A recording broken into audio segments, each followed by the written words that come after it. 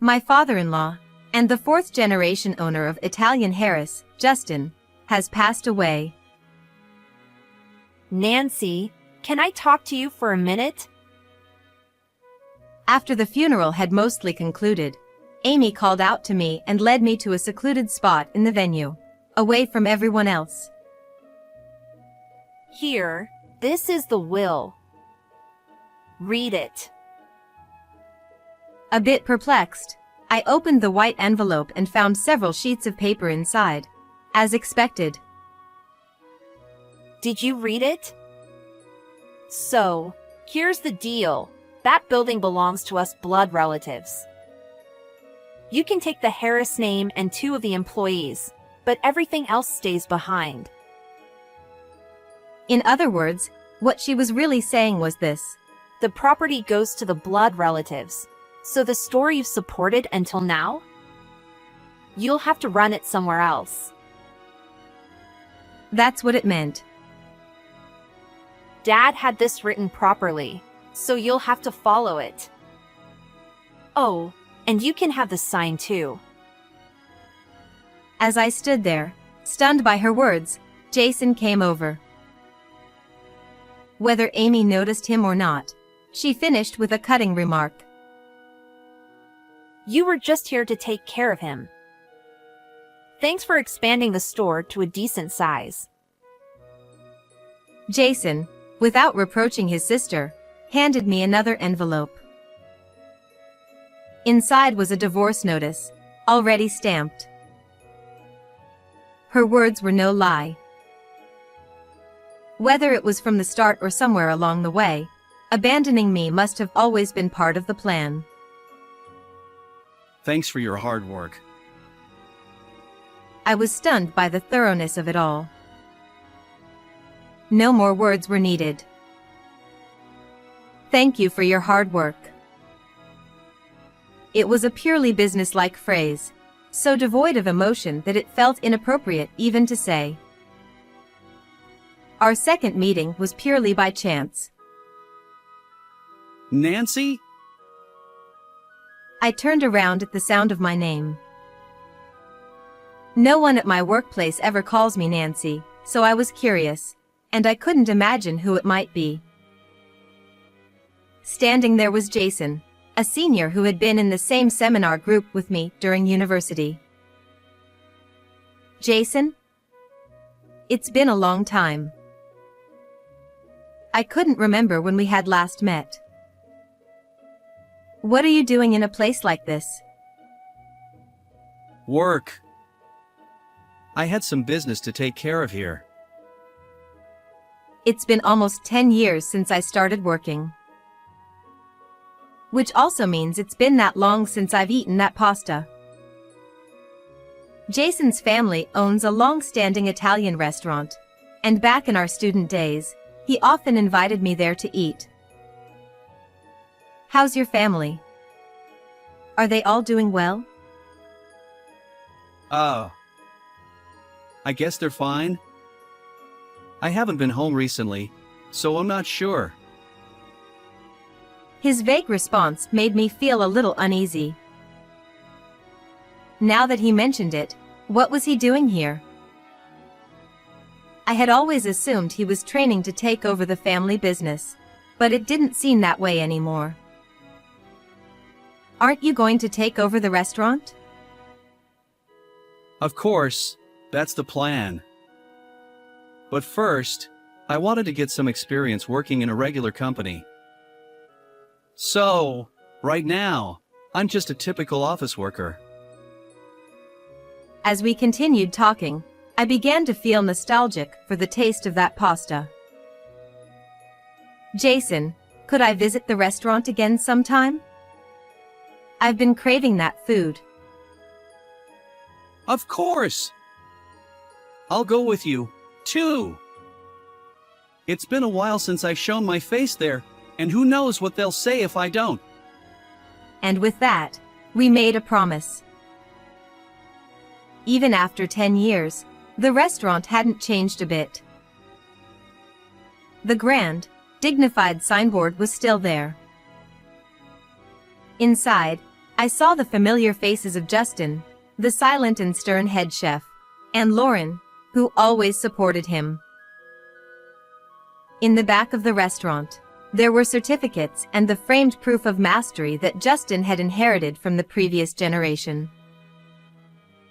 These, too, hadn't changed, which gave me a sense of comfort. I figured they wouldn't remember me, just one customer from long ago. But then, Lauren came up to me. Nancy, it's been a while, hasn't it? Her words made me incredibly happy. This is still as delicious as ever. Haha, thanks! It makes me happy to hear that. When are you planning to return to the restaurant? Actually, I've been thinking that it might be soon. My dad's getting older, and I've been wanting to expand the business. I'd like to help with the restaurant too. What did you say? If it's not too much trouble, I'd love to help out. I meant it from the bottom of my heart. Seeing Jason again after 10 years, the wonderful taste of that pasta, and the warm presence of Justin and Lauren, it all moved me deeply. I was serious, even if it was a momentary emotion, that I would give up everything for this. It also meant that I was willing to entrust my life to Jason. Does that mean? Yes. Please go out with me. He spoke passionately of his dreams. Once he took over the restaurant, he wanted even more people to taste that pasta. I was genuinely attracted to his determination, and eventually, we were happily married. I heard this area is going to be redeveloped soon. Really? Well, I guess it would be tough to do business around here. I overheard the conversation between two customers at their table. It wasn't clear whether it was just a rumor or the truth, but the station was indeed far, and it was hard to say we had a steady stream of customers. In any case, shortly after getting married, as I had initially told Jason, I quit my job and began working as a helper at Italian Harris. Under the warm guidance of my father-in-law Justin, a noodle craftsman, and my mother-in-law Lauren, a professional accountant, I handled everything from customer service to accounting, kitchen tasks, and cleaning. I was able to do it all thanks to the incredible support of the senior staff. I learned the basics of customer service from Brown, who was a master at it, and from Miles, who handled everything from inventory to managing the website. I learned a lot. Italian Harris was built on the excellent teamwork of these four top-notch individuals. I thought my role for the time being would be to support them. However, shortly after I started working at the restaurant, Lauren's health took a turn for the worse. I'm sorry, Nancy. I'd really like to teach you everything personally, but right now, that's going to be difficult. Please don't apologize. I'll do my best to learn quickly. Thank you. So, Jason, Amy, I'm not trying to force you, but could you both help out at the restaurant during this time? A small family meeting was taking place. Amy, my sister-in-law, is a part-time worker. I'd seen her at the restaurant a few times, but from what I'd heard, she couldn't hold down any job for long and seemed to drift from one to another. That's probably why she hadn't worked at the restaurant. In response to her mother's request, she said, I like my current job, so I can't help out right away. But don't worry about the future. I'll take care of the restaurant's management when the time comes. Jason followed her lead. I can't help out immediately either. But like Amy said, I'll come back to the restaurant someday. Lauren took in their words, and after a pause, simply said, I understand. It sounded like she had never expected much from the beginning. There had probably been similar conversations in the past. I started to realize at this point, neither of them had any intention of helping out at the restaurant right now. Jason had passionately talked about the future of the restaurant on that day.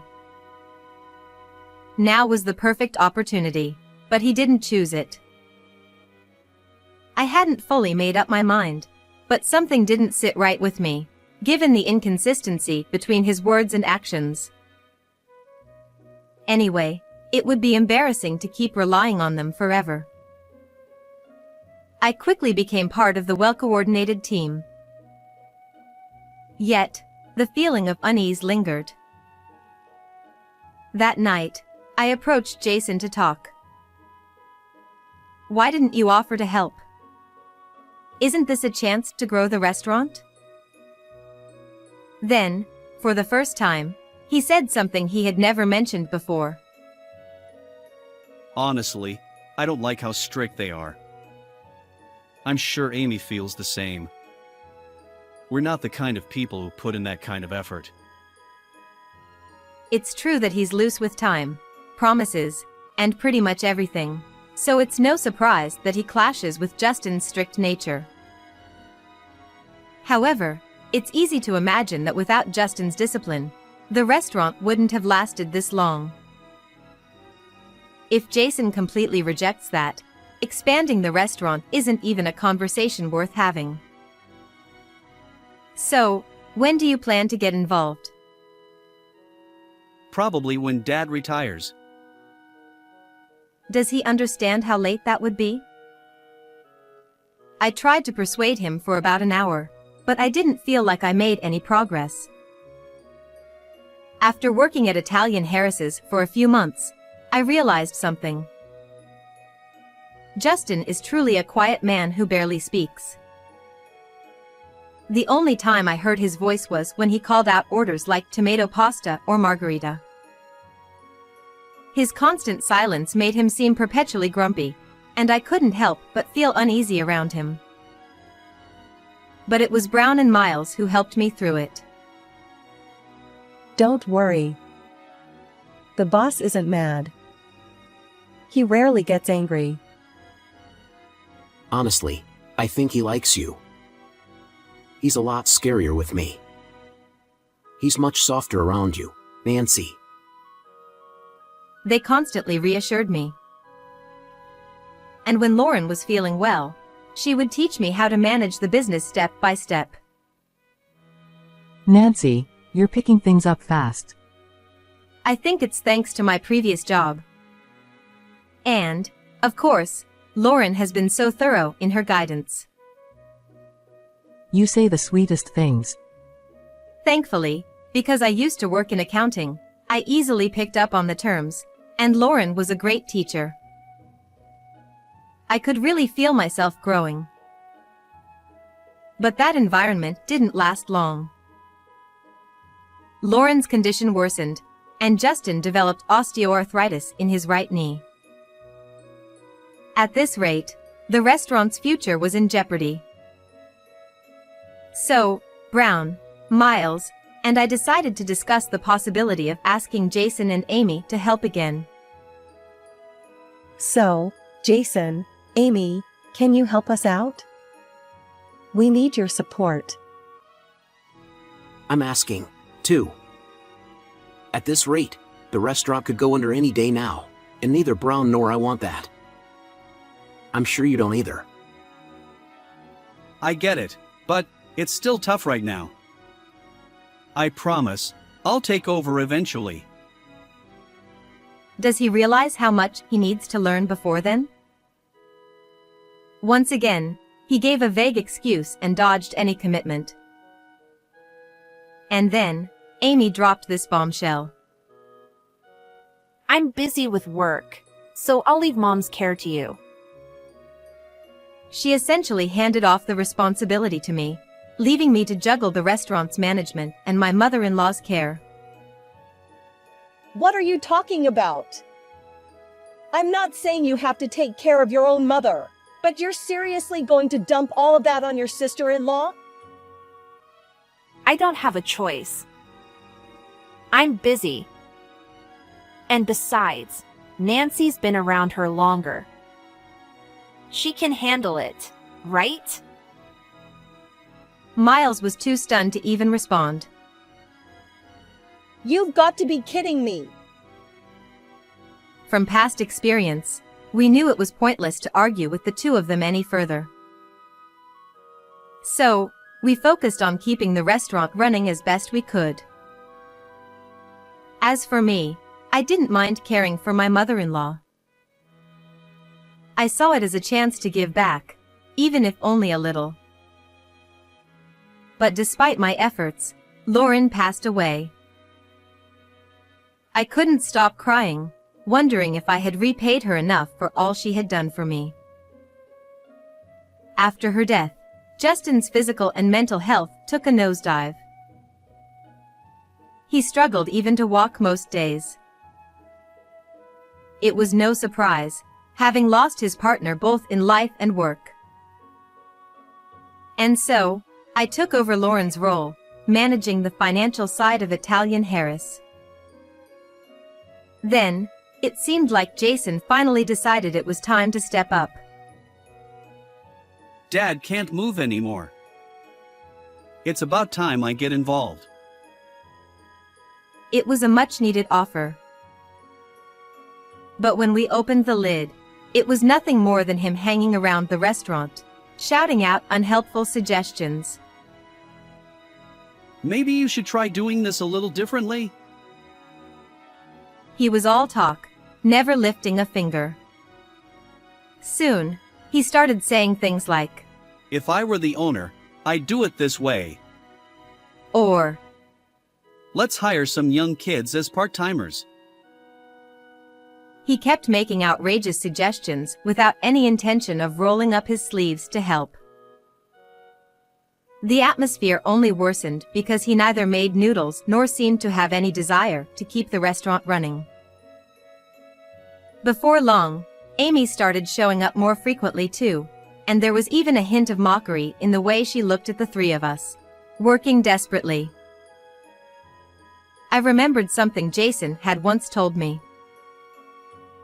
Amy had always hated studying or putting in effort, and she looked down on people who worked hard. That was exactly what was happening now. She only showed up when Justin wasn't around, when his condition prevented him from coming to the restaurant, which made it all the more insidious. Nancy, don't worry about it. We'll do our best to keep things going.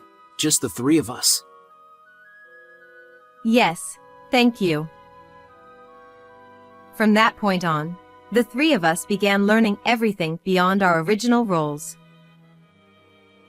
Brown handled odd jobs in the kitchen, Miles took over customer service and accounting, and I learned everything from how to make noodles to the proper techniques for preparing broth. Everything Justin could teach me. 9 years passed, and then the inevitable day arrived. Justin, the fourth-generation owner of Italian Harris's, passed away. Despite his struggle with arthritis in his later years, he continued making noodles, entrusting all his skills to me before passing peacefully from old age. You took care of him for 9 years. Thank you for everything. It's no exaggeration to say that this place kept running because of you. That's not true. I could only do it because of you two and Justin. Without you, I wouldn't have made it through those difficult times. Regular customers also attended the funeral, and while somber, it was filled with a warm atmosphere honoring Justin's achievements. But there was one person who spoiled that mood. Nancy, can I talk to you? After the funeral had mostly wrapped up, Amy called me aside to a secluded corner of the funeral hall. Here, this is the will. Read it now. Why the urgency? Puzzled, I opened the white envelope and found several pages of legal documents inside. After reading them, nothing seemed amiss. Did you read it? So, as you can see, the land and building belong to us blood relatives. You can take the Harris name and the 2 employees, but everything else stays. In other words, she was saying, Since the property goes to us, you'll have to take your restaurant elsewhere, even though you've supported it all this time. The handwriting was clearly Justin's. After nearly 10 years of seeing it, there was no mistaking it. Dad wrote this properly, so you'll follow it. Oh, and I'll give you the signboard. It's old anyway. As I stood there, stunned by her words, Jason appeared. Whether he knew what was happening or not, Amy finished with a dismissive remark. You were just here for the caregiving. Thanks for keeping the restaurant afloat until now. To her, I was nothing more than a convenient tool.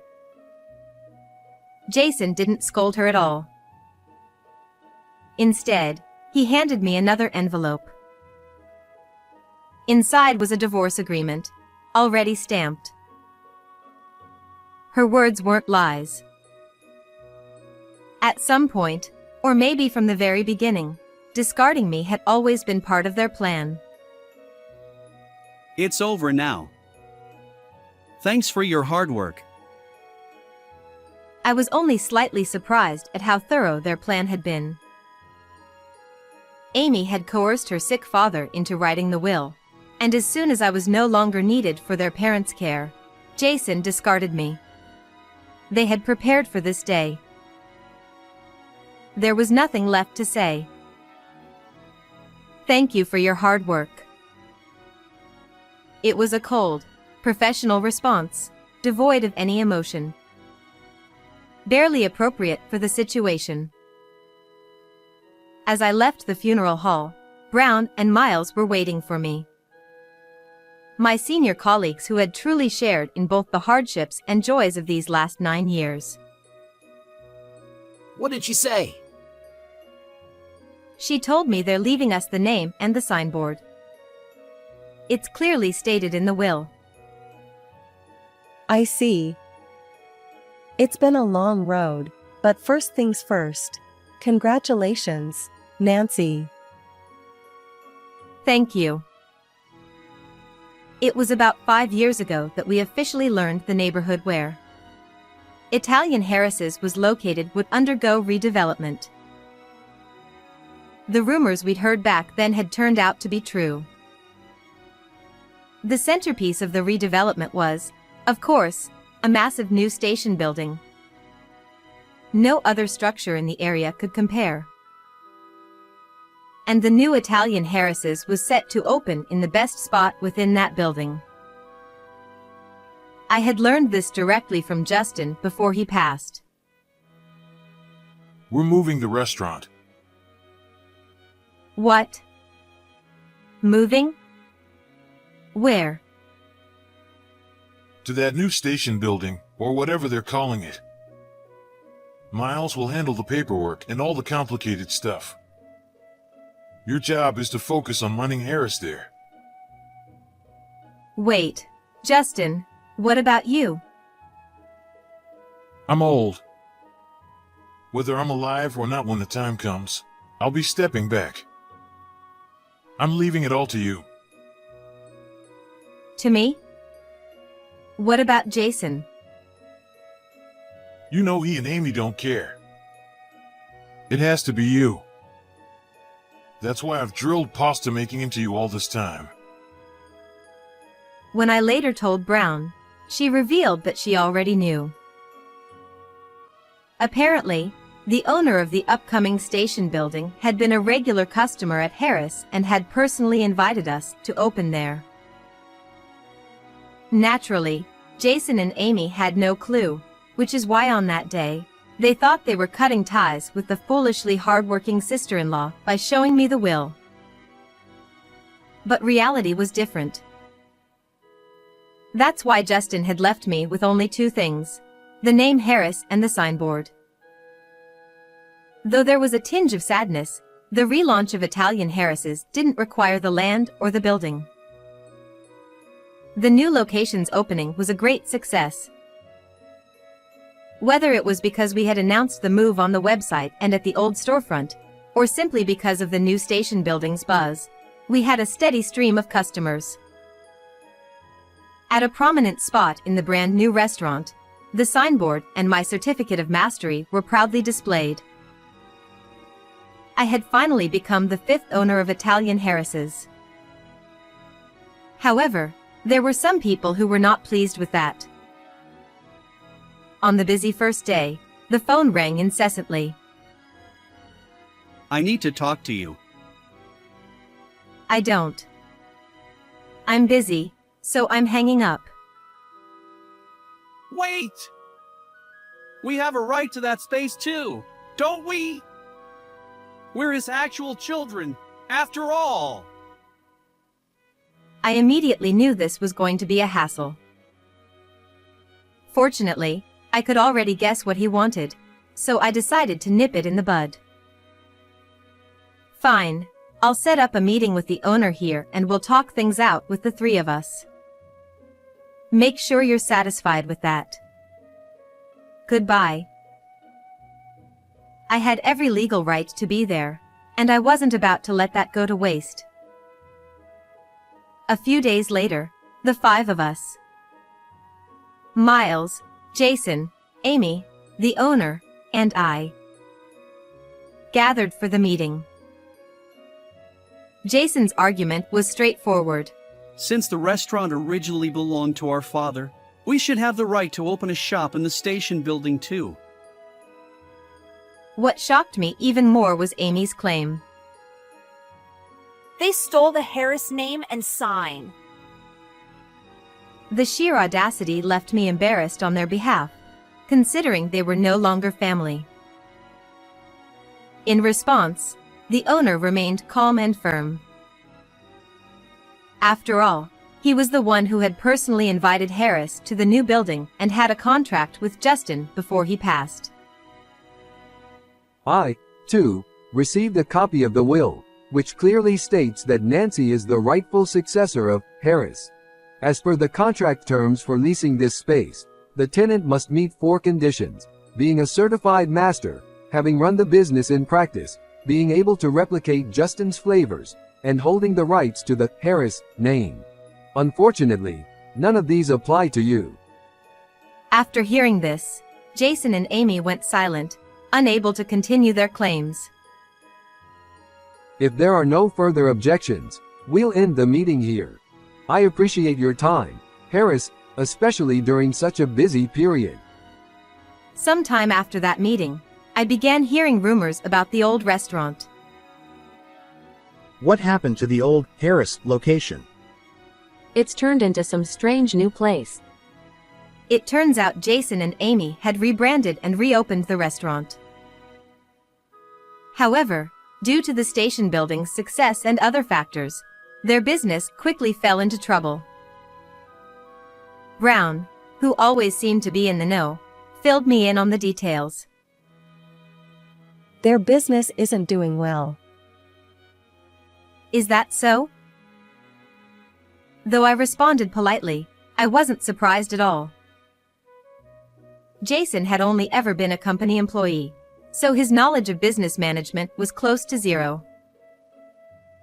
But the real disaster was Amy. Apparently, she believed that once she became the owner, she could dump all the work on the employees and make money without lifting a finger. That attitude backfired spectacularly. Keeping the Italian restaurant's original foundation, she constantly changed the concept, interior, and even the business strategy, racking up debt in the process. By the time she realized she wasn't fit to run a business and stepped down, all that was left was an enormous amount of debt. So, what happened to them now? I asked. From what I hear, Amy's turned to alcohol and isn't herself anymore. Jason quit his corporate job and is trying to run the business himself to fix everything, but I don't see how that's going to work out. Ah, there you two are. Miles approached us, looking tired, and unusually began to vent a little. The website's been attacked by trolls, and it's turning into a real hassle. Do you two have any idea who might be behind this? If we're talking suspects, well, it's obvious. Yeah, there's only one person it could be. I figured. Yeah. In the end, we didn't even need to launch a full investigation to figure out the culprit. Together with Miles and Brown, we went to the former Italian Harris's, and we caught the person in the act. Right in the middle of posting defamatory comments. What do you think you're doing? The Real Harris is here!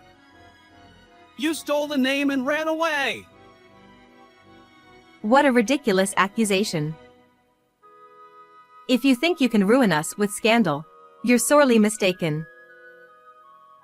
For the last 10 years, I've trained under Justin, learning how to make pasta. As a result, I was rightfully given the name and sign, and was even supported in opening a new restaurant.